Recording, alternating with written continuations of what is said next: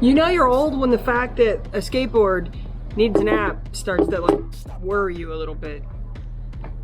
I probably should have got a helmet. I'm gonna try not to die. Stop that. I hear him chat to the noise, move too quick, can't stop for the talking.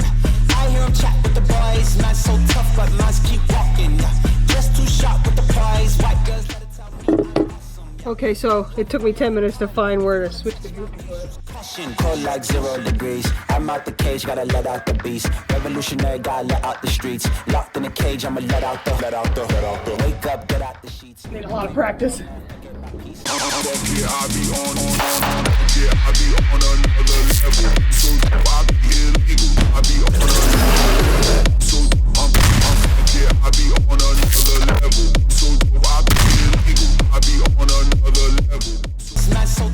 Alright, so we're gonna try this voiceover thing one more time.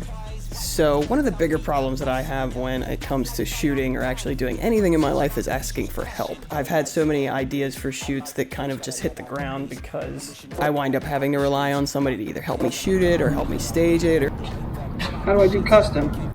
Or trying to always get something done on a low budget, you always gotta ask for favors, and then when you ask people for favors, that's when they don't show up on time. That's when they don't take the project seriously, or they just don't show up at all. I don't know what aggressiveness means. I was kind of just hitting a creative rut earlier in this year because I had all these great ideas that I couldn't execute on my own. So now that I finally have some money behind me, I'm able to buy some extra toys that help me get the job done by myself. Still playing with all the app settings. Wow, stop it. I have a shoot coming up on the 29th that requires a chase scene, and even though I'm going to be using a gimbal, I don't want to see my footsteps as I'm chasing these guys. So now, welcome to the learning curve as I go up on my roof, because there was no fucking way in hell I was taking this thing out in traffic until I learned how to control it. If you wanna touch Mount, please use caution. Stop that. Stop that. I got the board, and the first thing that had to go was all the blue stuff. It was just distracting me. I kept looking down at my feet, and the little blue accents and the blue logos all over it were just irking me, so I had to change it. I hear him chat with the boys. Mans keep walking, yeah. Just too sharp with the prize. Don't tell me I'm awesome, yeah. Hot like fire on the pan. If you wanna touch Mount, please use caution.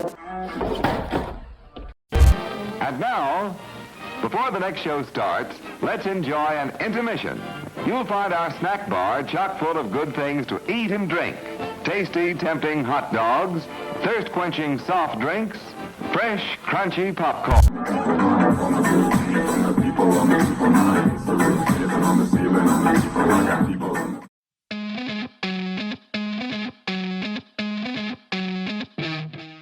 Operating this using an app was a little confusing at first because there's a bunch of different modes that you can set the board into, and then there's custom shaping that you can do.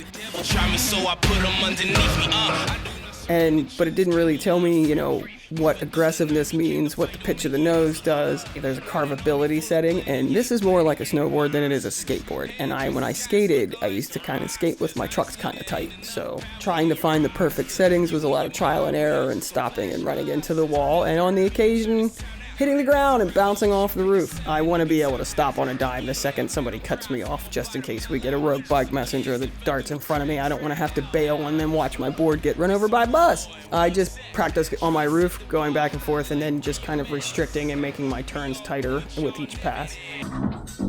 Welcome to my obstacle course. I'm going to try to learn how to do circles around this chair. And then try to distract myself by holding a small camera so I don't destroy my big one. So I'm finding I have a lot of problems getting time on the board because by the time I can get done for the day and get up to the roof, it gets dark early. I wind up only being able to get like an hour on this board at a time, but I try to make sure I'm putting at least an hour every day when I can so I don't lose the momentum and lose the familiarity.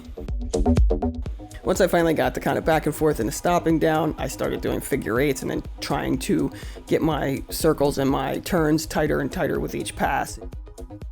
So I'd really just need a couple days to just roam around, and then I think I'll be comfortable enough to pick up a full-size camera. So I started practicing with the 360 just in the meantime, just to get the hang of not paying attention to my feet, not watching my feet, watching the camera and watching where I'm going, and just feeling my way through corners and obstacles that might come up. I think I got the circles down.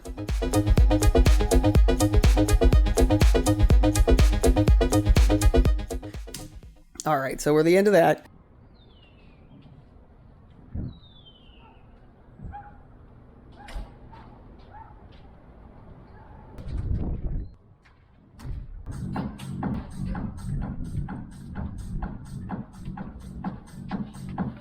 I'm gonna try to roll around with a tripod today.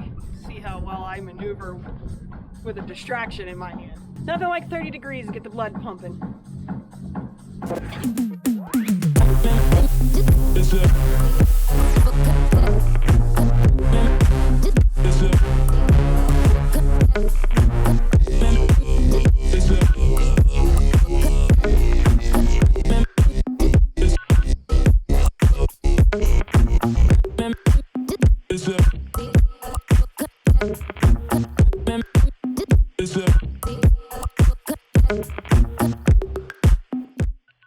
So we have a little problem with my shoulder that I have to get checked out soon. So I just decided I would practice with my arm extended.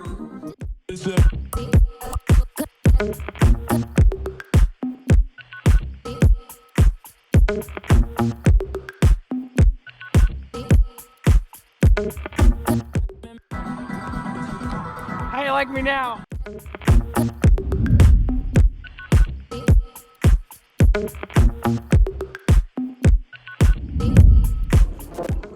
Waiting for yet another cup of coffee. But now that I got the camera back on,